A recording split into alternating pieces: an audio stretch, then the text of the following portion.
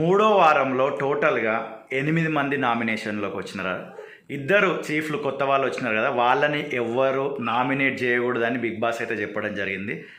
అభయ్ నవీన్ని, నిఖిల్ని అయితే ఎవరు నామినేట్ చేయలేదు. ఇప్పుడు ఎవరెవరు నామినేషన్స్లో ఉన్నారనేది లిస్ట్ చూద్దాం ఒకసారి.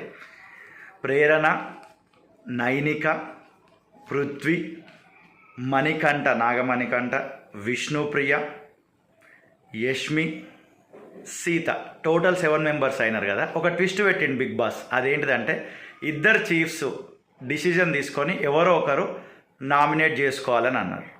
నిఖిల్ అండ్ అభయ్ నవీన్ కలిసి చర్చించుకొని నిఖిల్ అన్నాడు నేను వెళ్తలే అని అన్నాడు.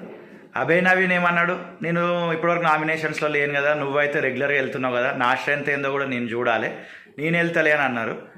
2 ఒకరికి వెళ్తాను. ఫైనల్గా డిసిజన్ వచ్చేసి అభయ్ నవీన్ నిఖిల్ని అటు ఇటు అనేసి నేను వెళ్తా నీకెందుకు అని ముందుకు వచ్చేసిండు. ఫైనల్గా అభయ్ నవీన్ నామినేషన్లోకి వచ్చిండు.